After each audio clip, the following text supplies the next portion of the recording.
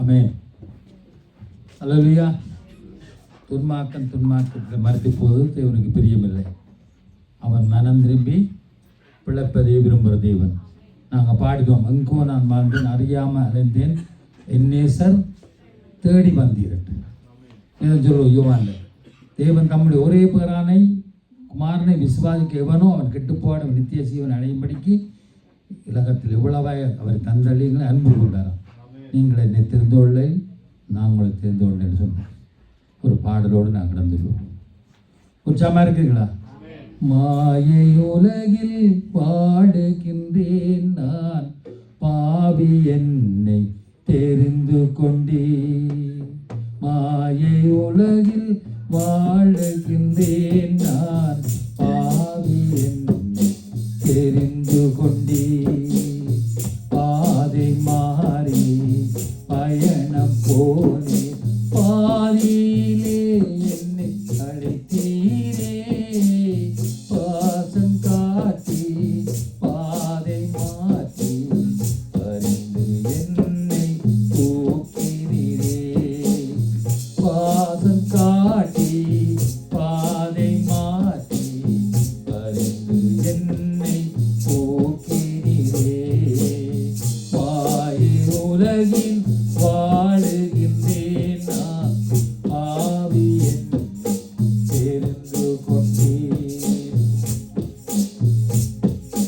உன்மேல் என்னை கண்ணை வைத்து உனக்கு ஆலோசனை சொல்லுவேன். உன்மேல் என்னை கண்ணை வைத்து உனக்கு ஆலோசனை சொல்லுவேன். கலங்காதே திகையாதே தேவன் நாம் தினம் காப்பேனே. கலங்காதே திகையாதே தேவன் நான் தினம் காப்பேனே. கண்மணி ராஜா இயேசு ராஜா என்றும் என்னை காப்பீரே. கண்மணி ராஜா இயேசு ராஜா என்றும் என்னை காப்பீரே. மாயை உலகில் வாழுகின்றேன் நான் பாவி என்னை தெரிந்து கொண்டேன். பாடும் மாயை கொடுத்தீரே கிறிஸ்தவ பாடுகள் அறிந்தீரே. பாடும் மாயை கொடுத்தீரே கிறிஸ்தவ பாடுகள் அறிந்தேனே. நான் பேசு நீ பேசு ஞானம் தருவேன் நீ பாடு. நான் பேசு நீ பேசு ஞானம் தருவேன் நீ பாடு. உயிருள்ள வரையில் உம்புகள் பாடி என்றும் நானும் மடிவேனே. உயிருள்ள வரையில் உம்புகள் பாடி என்றும் நானும் மடிவேனே. மாயை உலகில் வாழுகின்றேன் நான் பாவி என்னை தெரிந்து கொண்டேன். பாதை மாறி பயணம் போனேன் பாதியிலே என்னை அழைத்தீரே. பாசம் காட்டி பாதை மாற்றி பறிந்து என்னை தூக்கினீரே.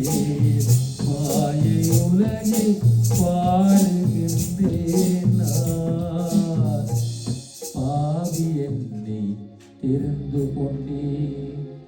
இயேசு கிறிஸ்து நாமத்தில் பரிசுத்த பிதாவே ஆமென்.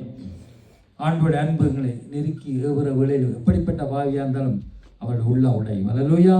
எந்த கல்லான இதயம் சதையான இதயமாய் மாற்றுகிற தேவன். நாங்கள் ஒரு வசனத்தை வாசிப்போம். இந்த நாளை தேவன் எங்களோடு பேச போகிறார். யோவான் 16ஆம் அதிகாரம் 33வது வசனம் 3:30. யோவான் 16:3:30 பி பகுதியை வாசிங்க. உலகத்தில் நான் உலகத்தை ஜெயித்தேன் என்றார். அல்லேலூயா. உலகத்தில் உங்களுக்கு உபத்திரம் உண்டு. அப்போ உங்களுக்கு உபத்திரம் உண்டுன்னு ஆண்டவரே சொல்லிட்டு அல்லேலூயா. ஆனாலும் அண்டா அது எத்தனை காரியம் தமிழ் எத்தனையோ காரியம். ஆனாலும் உபத்திரம் உங்களுக்கு உண்டு தான். உலகத்தில் கத்திருக்கன்று வாழ மனதாக இருக்கிறோம், உபத்திரப்படுவார், உபத்திரம் உண்டு. ஆனாலும் திடங்கொள்ளுங்கன்னு சொன்னார். சோர்ந்து போகாது, கலங்காது, திகையாது, பயப்படாது, திடங்கொள்ளுங்கள், நான் உலகத்தை ஜெயித்தேன் நான் சொன்னார். அப்போ உலகத்தை ஜெயித்த ஏக்கர்ஸ் நம்மோடு இருக்க எத்தனை பேர் தெரியும்? அல்லேலூயா. அப்போ உலகத்திலே உபத்திரம் உண்டு என்று சொன்னவர் ஆனாலும் திடங்கொள்ளுங்கன்னு சொல்லுகிறார். என்றால் அழைத்தவர் உண்மை இல்லவர், கைவிட மாட்டார். காரணம் அவர் உலகத்தை ஜெயித்து என்று சொல்லுகிறார். உலகத்தை நான் ஜெயிப்பேன் என்றோ அல்ல ஜெயிக்க போர் என்று அவர் சொல்லவில்லை, மாறாக ஜெயித்தேன், அவர் ஜெயித்து விட்டார். ஏனென்றால் உலகத்தில் இருக்கிறவர், எங்களுக்குள்ளே இருக்கிறவர், எங்களோடு இருக்கிற பெரியவர், இயேசு பெரியவர். இந்த உலகத்தை ஆட்டி படைக்கிற ஒருவன் இருக்கிற, அவன் தான் தள்ளப்பட்ட அந்த தூதனானவன் லூசிபர் என்று சொல்லப்படுகிறது. உலகத்தை ஆட்டி படைக்கிறான், தேவனுக்கு ஒப்பா இருப்பன்னு சொல்லி தள்ளப்பட்டவன். அவனுக்கு வல்லமை இல்லை, ஆனால் அவனுக்கும் வல்லமை இருக்கு, ஆனால் தேவனுக்கு மட்டும்தான் அதிகாரம் இருக்கு. அல்லேலூயா. அங்கே போகண்டாம். ஆனாலும் கர்த்தர் தம்முடைய ஜனமாகி நமக்கு சொல்வது திடங்கொள்ளுங்கள், நான் உலகத்தை ஜெயித்தேன் என்று சொல்றேன். அல்லேலூயா. சங்கீதம் 27:14 சங்கீதம் 7:18 அங்க சொல்லப்படுகிறது, கர்த்தருக்கு காத்திரு, அவர் இருதயத்தை ஸ்திரப்படுத்துவார். எப்படியாம்? திடமனதாய் இருந்து கர்த்தரை காத்திரு. அல்லேலூயா. உங்களுக்கு உபத்திரம் உண்டு, ஆனாலும் திடம் கொள்ளுங்க. நிச்சலப்படுது அவருடைய வேலை, அவர் ஜெயித்தவர், எங்களுக்காக வர உதவி செய்வார். அதுக்காக நீ காத்திரு, அதுக்கு அவர் மீது இஷ்டப்படுத்துவார், பலப்படுத்துவார். அதுக்காக நீ திடங்கள் ஒன்று சொன்ன திடமனதாய் காத்திரு. இன்றைக்கு நான் உபத்திரப்படுகிறேன் என்று சொல்லுகிற யாராக இருந்தாலும் சரி, அது நானோ நீங்களோ, நீங்கள் திடமனாய் கர்த்தருக்கு காத்திருங்க. அல்லேலூயா. ஆவியானவருக்கு. ஏனென்றால் சங்கீதக்காரன் 22:24 சங்கீதம் 20 சொல்லுகிறான். சங்கீதக்காரன் சொல்லுகிறார், உபத்திரப்பட்டோடைய உபத்திரத்தை அவர் அற்பமாய் எண்ணாமலும் அருவருக்காமலும் தம்முடைய முகத்தை அவனுக்கு மறைக்காமல் இருந்து தம்மை நோக்கி அவன் கூப்பிடல் அவனை கேட்டடைந்தார். அவன் சொல்லுவோமா? உபத்திரம் உங்களுக்கு உண்டுதான், ஆனால் திடங்கொள்ள இருக்க அங்க சொல்லப்படுது, உபத்திரப்பட்டவுடைய உபத்திரத்தை அவர் அற்பமா எண்ணவில்லை, ஏன் அவரே சொல்லிட்டார் வரமண்டு இருக்கண்டு. அருவருக்காமல், மனுஷன் அதை சொன்னாலே கேட்க மாட்டான், தம்முடைய முகத்தை அவனுக்கு மறைக்காமல், முகத்தை மறைத்துடுவான், பிரச்சனை சொல்ல போய் நான் அதுக்கு வரையில தம்மை நோக்கி அவன் கூப்பிடுகிறேன் அவனை கேட்டல. நான் ஆண்டவரை பற்றி தான் சொல்ல போறேன், நம்ம பற்றியது. அல்லேலூயா. அந்த உபத்திரத்தை அர்ப்பணான் அவரை நோக்கி உபத்திரம் பெற கூப்பிடும் பொழுது கேட்டார்லான்னு சொல்லப்படுது. ஆகவே நாம் தேவனுக்காய் தேவனுடைய பாதத்தில் காத்திருக்கும் போது அவர் நம்மை ஸ்திரப்படுத்தி பலப்படுத்துவார். எத்தனை நம்புறீங்க? தேவனுடைய பாதத்தில் சோறு பெறும் பொழுது எங்கே போகிறோம்? ஜெபிக்க போகிறோம், முழங்கா படிட்டு ஆண்டு ஆலோசனை கேட்கல, மனசு தேவன்கிட்ட போகிறோம். அங்கே ஆண்டு சொல்லுங்க, நீங்கள் அமர்ந்திருந்து நானே தேவன் என்று அறிந்து கொள்ளுங்கள், ஜாதிகளுக்குள்ளே உயர்ந்திருப்பேன், பூமியிலே உயர்ந்திருப்பேன். கத்த பெரியவர், உலகத்தில் இருக்கிறவங்களுக்கு இருக்கிற பெரியவர். அவர் சொன்ன அமர்ந்திரு, காத்திரு, நான் ஜாதிகளுக்குள்ளே உயர்ந்திருப்பேன், பூமியிலே உயர்ந்து. அப்போ எப்படிப்பட்ட உபத்திரவம், துன்பம், வேதனை வந்தாலும் கர்த்தர் நமக்கு ஆறுதல் தருவார். விசுவாசிக்கிறவர்கள் ஆறுதல் தருவார். அதனால தான் இங்கே வந்திருக்கு. ஏன் வாரம் பேச 5 நாள் வேலை 6 நாள் வேலைன்னு போய் பொத்துக்கொண்டு படுத்திருக்கலாம். அல்லேலூயா. மத்தேயு 5:4 சொல்லுகிறார். மத்தேயு 5:4 துயரப்படுகிறவர்கள் பாக்கியவான், அவர்கள் ஆறுதல் அடைவார்கள். உபத்திரவத்துக்கு மறுசொல் தமிழில் எத்தனையோ அர்த்தங்கள் இருக்குது. உபத்திரவத்துக்கு மறுசொல் துயரம். அவர்கள் பாக்கியவாங்களாம், ஏன்னா அவர்கள் ஆறுதல் அடைவார்களாம். பட்டாத்தான் தெரியும், என்ன அதில் அருமை தெரியும். அப்போ அவர்களை அற்பமாய் எண்ண மாட்டாராம், மாறாக அவர்கள் ஜெபத்தை கேட்டு ஆறுதல் அளிப்பார். ஆண்டவரே சொல்லிட்டார், துயரப்படுபவர்கள் பாக்கியவான், அவர் ஆறுதல் அடைவார்கள். தேவன் போய் சொல்லுவாரா? சொல்ல மாட்டார். அப்போ உபத்திரம் நமக்கு வருவது நல்லது. அப்பொழுதுதான் கர்த்தர் யார் என்பதும் அவருடைய வார்த்தை என்ன சொல்வது கற்றுக்கொள்ள முடிகிறது. ஒன்றுமே உங்களுக்கு கஷ்டம் இல்லாமல் ஜாலியாக இருப்போம்னு சொன்னால் கடவுளுடைய அருமையும் ஒன்றுமே எங்களுக்கு தெரியாது. கடவுள் இருக்கிறன்றதே தெரியாது. நானே ராஜா நானே மந்திரின்னு போய்கொண்டிருப்பேன். கடைசியில் கவுண்டு விளையான் தெரியும் நான் அந்த கடவுளை தேடவில்லை. அப்போ ஒத்திரம் நமக்கு வருவது நல்லது. அப்பொழுதுதான் கர்த்தர் யார் என்பது அவருடைய வார்த்தை என்ன சொல்கிறது என்று கற்றுக்கொள்ள முடிகிறது. இதையும் கற்றுக்கொண்டால் தான் நாங்கள் எல்லாவற்றையும் அந்த காரியங்களை பெற்றுக்கொள்ள முடிகிறது. சங்கீதம் 119:7 119:7 சொல்லுறது பாருங்க. 171 சாரி 119:70 நான் உபத்திரவப்பட்டது எனக்கு நல்லது, அதனால் உமது பிரமாணங்களை கற்றுக்கொள்கிறேன். என்னவாம்? நான் உபத்திரவப்பட்டது எனக்கு நல்லது, அதனால் உமது பிரமாணங்களை கற்றுக்கொள்கிறேனா. நாங்கள் எத்தனை விஷயங்கள் ஆண்டவருக்கு இப்படி வேதனை துன்பங்கள் துயரங்கள் உபத்திரம் வரும்பொழுது ஆண்டவர் பிரமாணங்களை கற்றுக்கொள்ளக்கூடியதாக இருக்கிறது. தேவனுடைய பிரமாணங்கள் அதாவது கட்டளைகள் நியமனங்கள் ஆலோசனைகள் இவைகளை கற்றுக்கொள்கிறேன் சொன்னார். இங்கே சொல்லப்படுகிறது இவைகளை கற்றுக்கொண்டேன் என்று அவர் சொல்லவில்லை. அப்படியா சொல்லுவது? நான் உபத்திரப்பட்டது எனக்கு நல்லதனால் உமது பிரமாணங்களை கற்றுக்கொண்டேன் என்று சொல்லவில்லை, கற்றுக்கொள்ளுகிறேன். அதாவது கற்றுக்கொள்ளு என்று சொன்னால் அனுதினம் நமக்கு வருகிற உபத்திரங்களில் கர்த்தருடைய பிரமாணங்களை நாம் அவர் கற்றுக்கொள்வது போல் நாங்களும் கற்றுக்கொள்வோம்.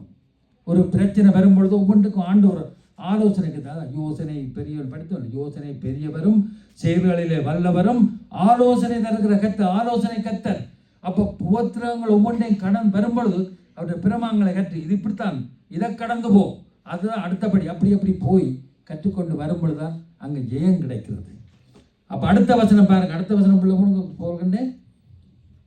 அநேக ஆயிரம் பொன்வெள்ளியை பாரு நீர்வழிமை வேதமே எனக்கு நல்ல எழுதி வச்சிருக்கிறார். மாம்சத்தோடு நாங்கள் எடுக்கிற முடிவல்ல, அங்கே ஊத்திரப்பட்டது நல்லது, அதனால் உமது பிரமாணம் கற்றுக்கொண்டு சொன்ன அந்த சங்கீதக்கான பிறகு சொல்கிறார், அநேகம் ஆயிரம் பொன்வெள்ளியை பாரு நீர் விளிம்பின வேதமே.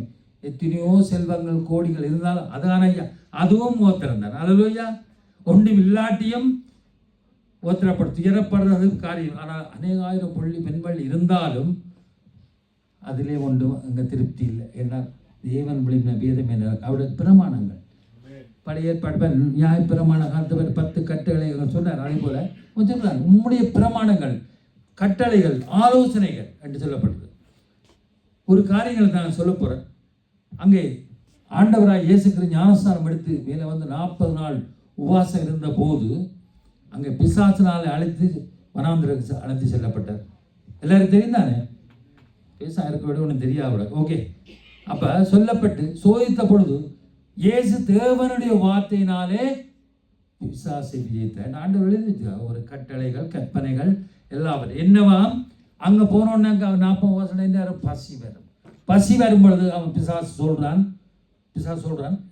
பசிக்கிற அவருக்கு பசி இருக்குந்தானே அவர் மாம்சத்தில் வந்தபடியா பசி இருந்தால் கல்லுகளை அப்பமாக்கி நீ சாப்பிட மாட்டேன். அப்போ ஆண்டவர் என்ன சொல்கிறார்?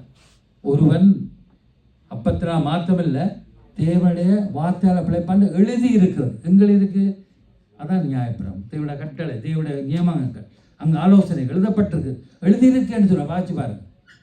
பிறகு சொல்கிறான், நீ இந்த தேவாலய உப்பரியிலிருந்து நீ தாழ குதியும் உண்மை குறித்து சொல்லப்படுகிற தேவதூர் உன்னை கரங்களை தாங்குவார் என்று சொல்லப்படும் பிசாசு சொல்கிறார். முதல்ல ஆண்டவர் சொல்கிறார் எழுதியிருக்கேன்.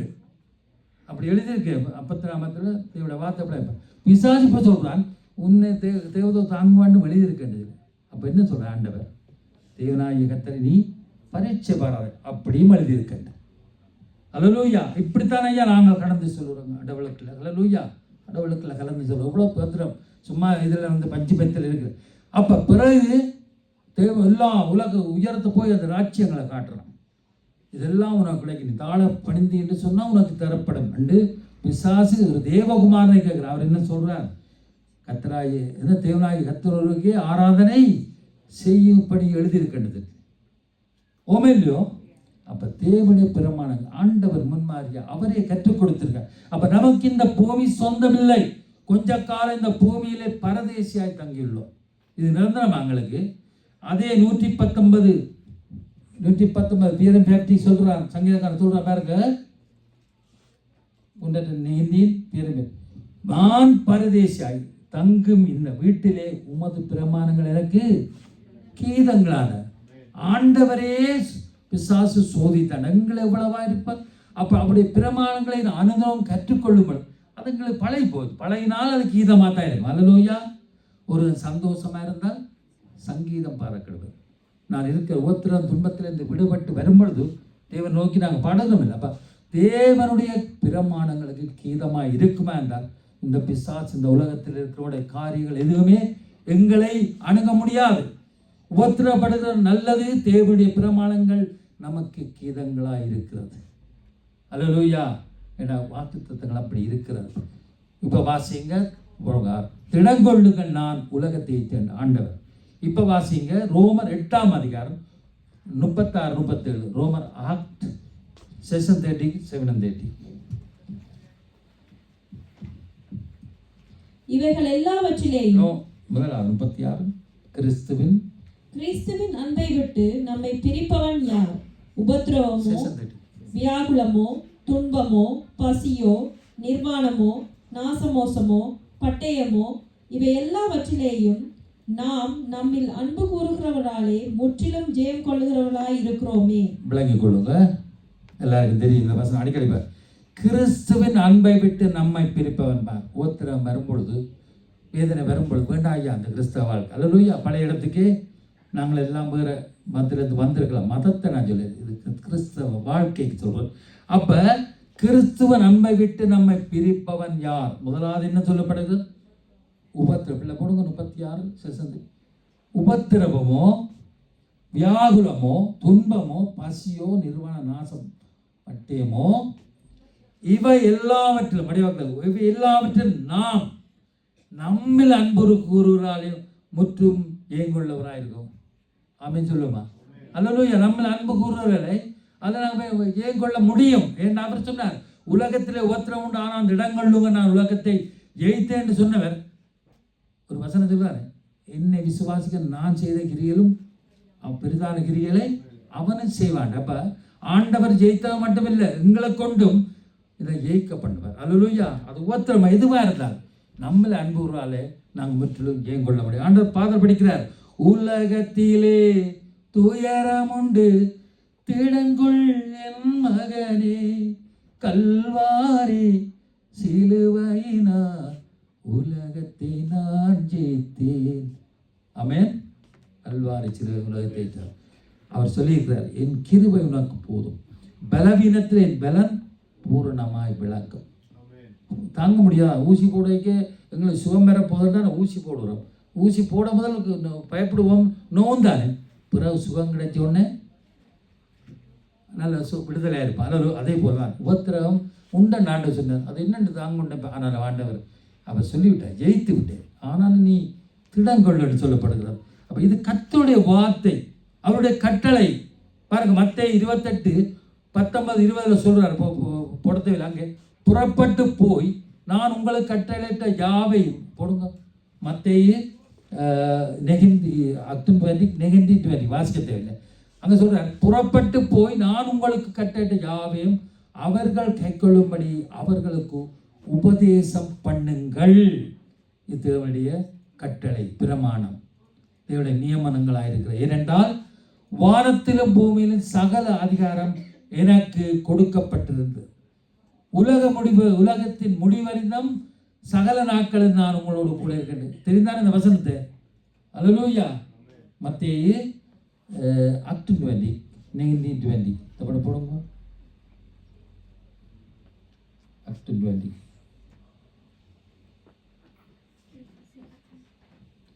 அப்ப அவர் சொல்ல, வானத்திலும் பூமியிலும் சகல அதிகாரம் என கொடுக்கப்பட்டு ஆண்டு. அப்ப இது தேவனுடைய வசனம். புறப்பட்டு போய் சகல ஜாதியையும் சீசராகி பிதாகுமார பரிசுத்தாவின் நாமத்திலே அவர்கள் ஞானஸ்தானம் கொடுத்து, அடுத்தது நான் உங்களுக்கு கட்டளையிட்ட யாவையும் அவர்கள் கைக்கொள்ளும்படி அவர்களுக்கு உபதேசம் பண்ணுங்கள். இதோ உலகத்தை முடிவறிந்தும் சகல நாட்களில் நான் உங்களோடு கூட இருக்கிறேன். ஆமென்.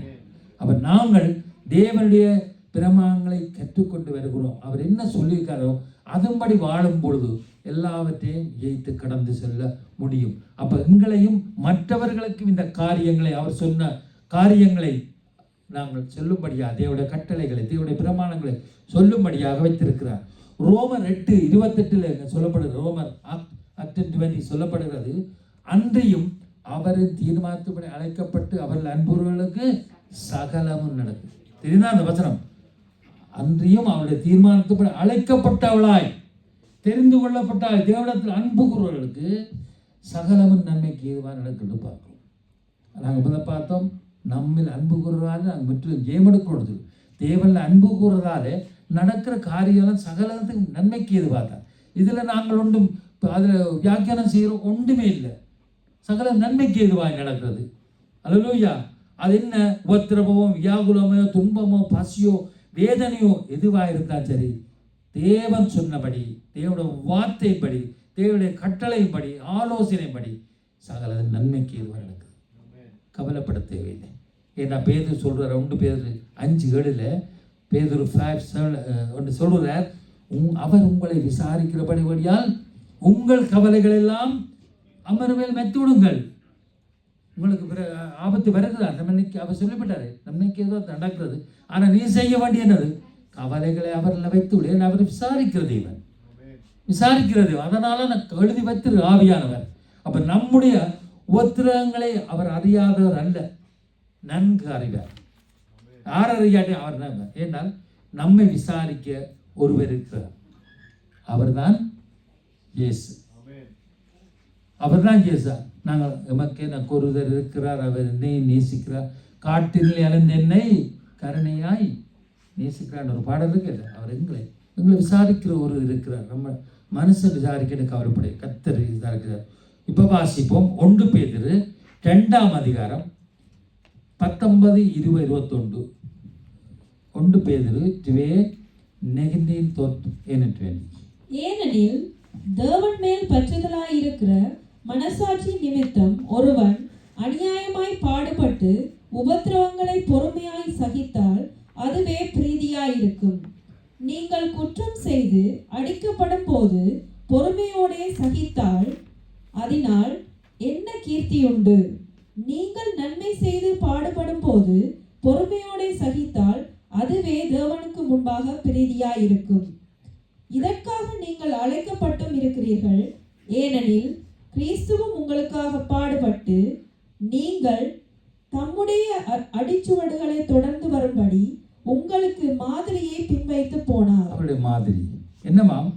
பேதுரு எழுதுகிறார், தேவன் மேல் பற்றுதலாயிருக்கிற மனச்சாட்சி நிமித்தம் பாடுபட்டு உபத்திரவங்களை பொறுமையாக சகித்தால் அதுவே தேவனுக்கு முன்பாக பிரீதியாயிருக்கும். ஏசாயா சொல்கிறார், உண்மையை உறுதியாய் பற்றிக்கொள்ள மனதுடைய உண்மையை நம்பியிருக்கிற அவனை பூரண சமாதானம் காத்துக்கொள்ள வேண்டும். உண்மையை உறுதியாக பற்றிக்கொள்ள. அப்போ சொல்லப்படுது, தேவன் மேல் எங்களை பற்றுதல் இருக்குத்தானே, எல்லாருக்கும் இருக்குத்தானே. அந்த பற்ற நிமித்தம், அது பற்றாயிருக்க மனச்சாட்சி நிமித்தம் பாடுகள் உபத்திரவங்களை ஏற்றுக்கொள்ளத்தான் வேணும். பொறுமையாக அதை சகிக்கணும். அதுதான் தேவனுக்கு முன்பாக பிரீதியாக இருக்கும். ஏனென்றால் அதற்காக அழைக்கப்பட்டிருக்கிறோம். கிறிஸ்துவ நமக்காக பாடுபட்டு அவருடைய அடிச்சுவலை தொடர்ந்து வரும்படி நமக்கு முன்மாதிரியை வைத்து போயிருக்கிறார். அதனால தான் சொன்னார் யோவான், அந்த எழுதியிருக்க யோவான் எழுதப்பட்டிருக்கு, உலகத்து உபத்திரம் உண்டு ஆனாலும் திடம் கொள்ளுங்கள். ஏன்னா உங்களுக்கான யாவையும் செய்து முடித்து விட்டார். அப்போ பொறுமை மிக அவசியம். பொறுத்தார் அரசாழ்வார் என்ற பழமொழி தமிழில் இருக்கிறது. பொறுமை அவசியம். எங்களோட மனச்சாட்சி நிமித்தம், அவர்களை வச்சிருக்க பற்றவர்கள் இருக்கிற மனச்சாட்சி நிமித்தம் பொறுமையாக சகிக்கணும். அதுதான் தேவனுக்கு தெரியவன். அப்போ நாங்கள் முறுமுறுத்து கொண்டு தானே தேவன் எங்களோட இடப்பட மாட்டார், காரியங்களை செய்ய மாட்டார். கர்த்தர் சங்கீதம் 145:8 கர்த்தர் இரக்கமும் மன உருக்கமும் நீடிய சாந்தமும் மிகுந்த கிருபை உள்ளவர். அதாவது நீடிய பொறுமை உள்ளவர் இன்னொரு இடத்துல இருக்கிறது. அவர் நமக்கு ஒரு முன்மாதிரி உள்ளவர். அல்லேலூயா. கர்த்தர் இரக்கம் மன உருக்க நீடிய சாந்தம் மிகுந்த. பாருங்க, மத்தேயில கூட சொல்றார் என்னை பற்றி. மத்தேயு 29:30 9:20-30 மத்தேயு 11. அவர் எப்படி இருக்க போய் பொறுமையாக சகிக்கொண்டு ஆவியான எழுதியிருக்கிறார். அவர் எப்படிப்பட்டவர்கள் எழுதியிருக்கிறார் பாருங்க, வாசிங்க. நான் சாந்தமும் மனத்தாழ்மையுமாய் இருக்கிறேன். என் நுகத்தை உங்கள் மேல் ஏற்றுக்கொண்டு என்னிடத்தில் கற்றுக்கொள்ளுங்கள், அப்பொழுது உங்கள் ஆத்துமாக்களுக்கு இளைப்பாறுதல் கிடைக்கும். அடுத்தது, என் நுகம் மெதுவாயும் என் சுமை இலகுவாயும் இருக்கிறது என்றார். பாருங்க, முதல் வசனத்தை போடுங்க நின்று. நான் சாந்தமும் மனத்தாழ்மை இருக்கிறேன், என் நுகத்தை உங்கள் மேல் ஏற்றுக்கொண்டு என்னிடத்திலே கற்றுக்கொள்ளுங்கள். அல்லேலூயா. சங்கீதத்தில் 119 கற்றுக்கொள்ளுங்கள். நான் சங்கீதக்காரன் சொல்கிறேன், பிரமாணங்களை கற்றுக்கொள்ளுங்கள், அப்பொழுது உங்கள் ஆத்மாக்கள் இளைப்பாறுதல் கிடைக்கும்.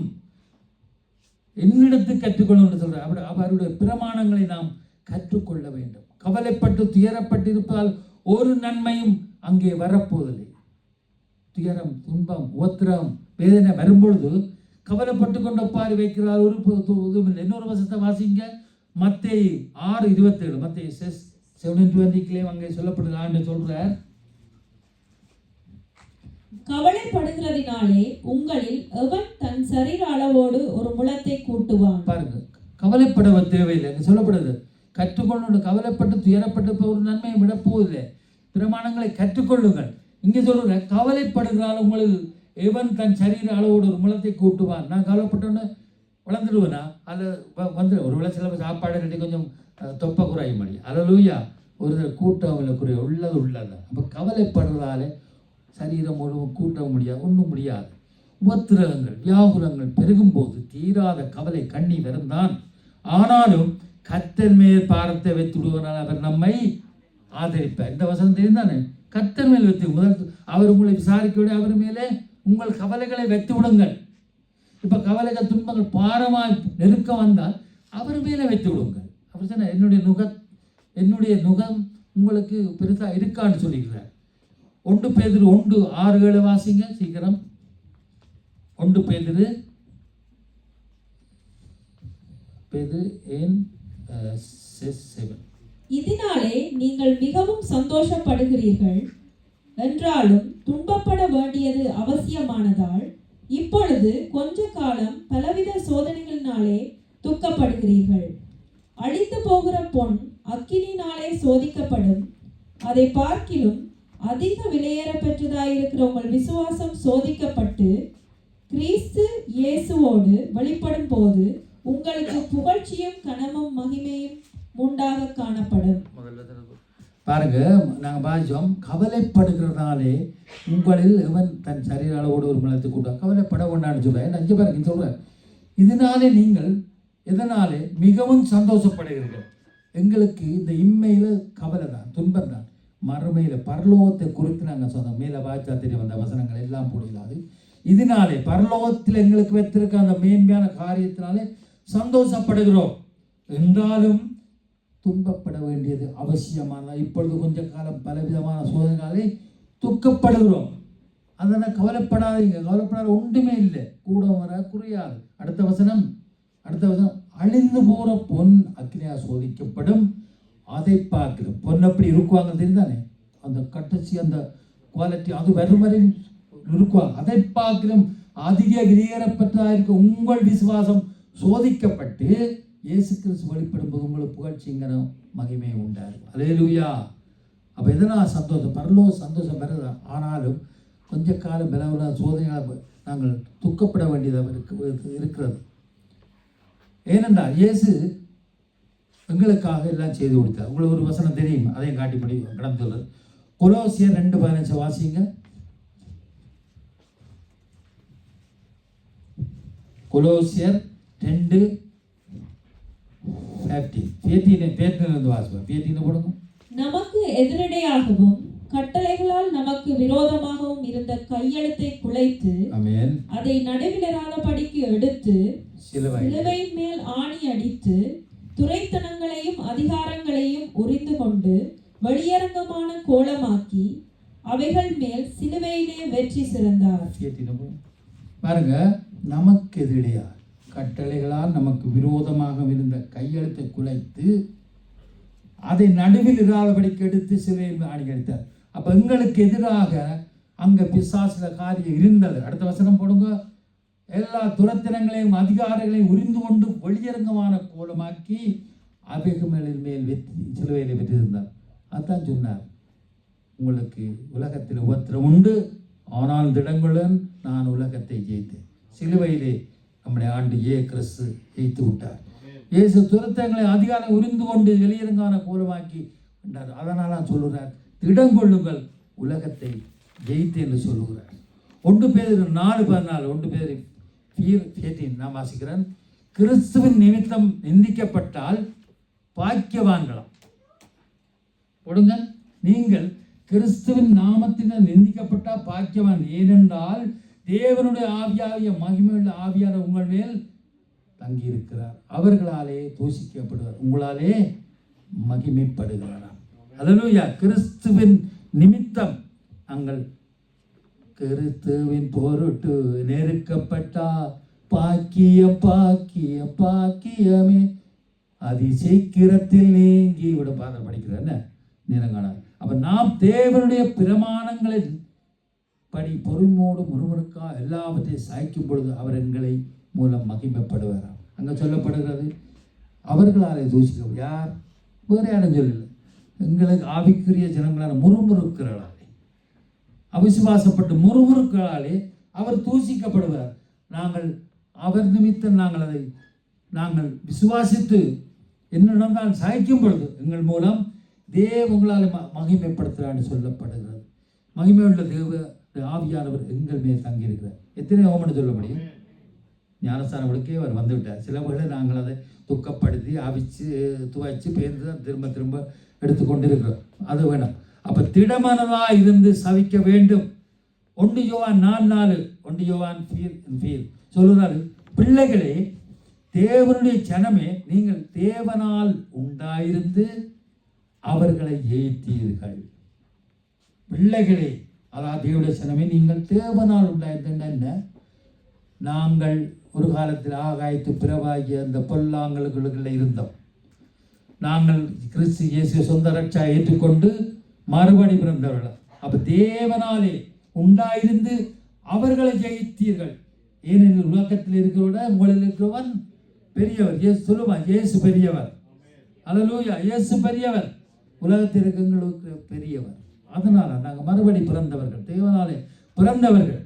2 தெசலோனிக்கர் 3:3, 2 தெசலோனிக்கர் 3:3, கர்த்தரோ உண்மை உள்ளவர், அவர் உங்களை, அதாவது நம்மை ஸ்திரப்படுத்தி தீமையிலிருந்து விலக்கி காத்துக்கொள்வார். கர்த்தரோ உண்மையுள்ளவர், அழைத்தவர் உண்மையுள்ளவர்.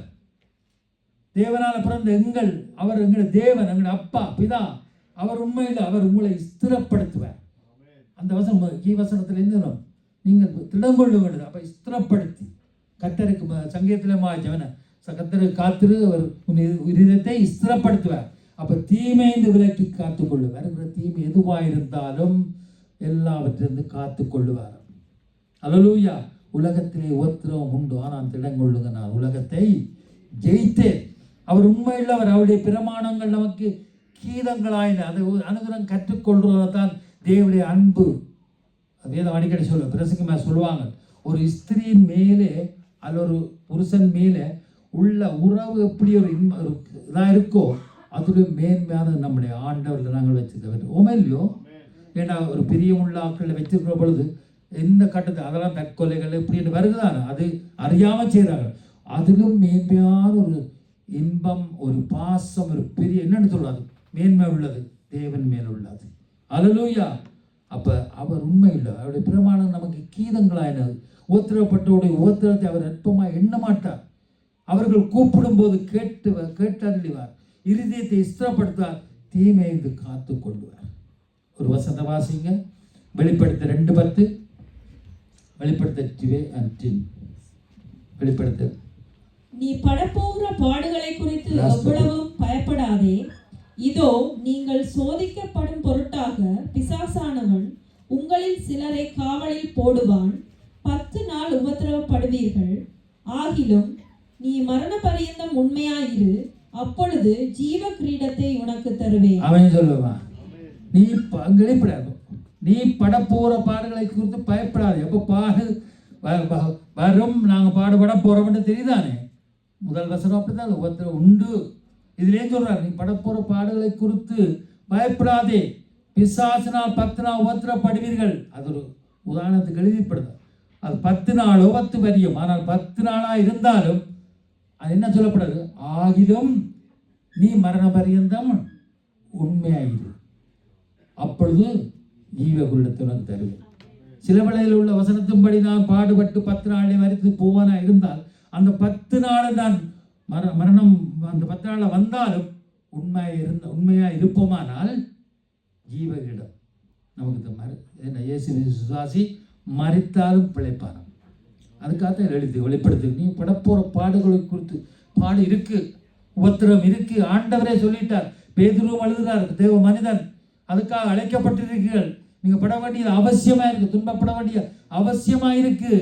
ஆனால் எல்லாவற்றுக்கும் என்ன, எங்களை ஜீவகிடம் நம்புறீங்களா? பரலோகம் போகும் தானே, அங்கே எங்களுக்கு என்ன பரிசு இருக்கிறது. அல்லேலூயா. உபத்திரப்படும் போது கர்த்தருக்கு உண்மையாக நாங்கள் இருக்கும்போது நமக்கு கிடைக்கிற பரிசு ஜீவகிரீடம்.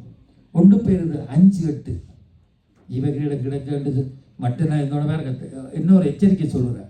தெளிந்த புத்தி உள்ளவர்களாய் இருங்கள், ஆமென், விழித்திருங்கள், ஏனெனில் உங்கள் எதிராளிகளாகிய பிசாசானவன் கெர்ச்சிக்கிற சிங்கம் போல எவனை விழுங்கலாமோ என்று வகை தேடி. அல்லேலூயா.